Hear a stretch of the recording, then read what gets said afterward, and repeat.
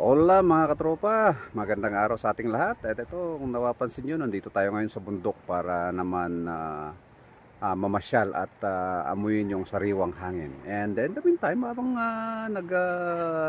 namamasyal tayo dito, meron tayong kunting kwentuhan. Ito ay regarding sa pag-filter dahil kung titingnan nyo, yung nakita nyo dun sa likod is natural yan, walang filter yan ha. Meron kasi akong narinig na kwento na regarding sa filter. Ano? Ito mga katropa ha, ingat tayo sa pag-filter. Okay naman yan, wala namang kasalanan sa pag-filter. Kaya nga ginawa yung filter para gamitin eh. Pero wag lang sobrahan. Kasi merong akong nakausap na isang kaibigan nagtatanong nga regarding sa estapa. Kung pasok daw ba na estapa ang matatawag kung ang isang tao naniwala doon sa pinost ng isang tao na filtered na video niya at na-inlove siya dahil napakaganda nga naman ng tao doon sa video na yon. Pero sa katotohanan, hindi naman pala ganun kagandahan. Kaya nung nag-meet sila, after na ano tawag doon ba? Video chat ba ang tawag doon? O kaya, yung nag-video chat sila, now nag-eyeball sila ngayon. Ito cut the story short. Nung nag-meet sila, nag-break din sila kagad. Dahil hindi nga totoo yung nakita ng isang tao doon sa video nung tao na kung kanino siya na in love.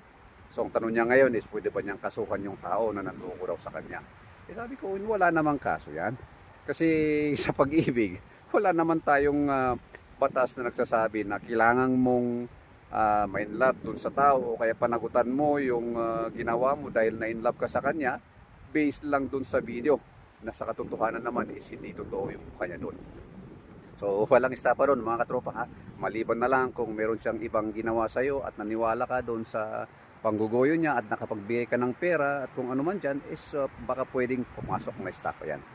Pero kung naloko ka lang dahil sa pagmumukha niya doon sa video niya is masyadong maganda and then later on hindi pala yun ang katotohanan, ay sa tingin ko is wala namang kaso yan. Siguro damages o ano man pero sa general wala naman sigurong kaso yan. So ganun lang katropa ha. Mag-ingat po tayo sa pag-filter at mag-ingat din tayo kasi sa paniniwala sa mga kung ano yung nakikita natin doon sa pictures o kaya video ng mga kung sino mang mga tao dyan.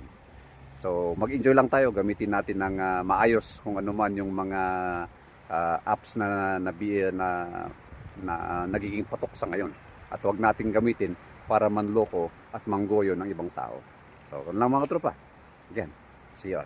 At ako'y mamasyal muna dito sa bundok na to. Okay?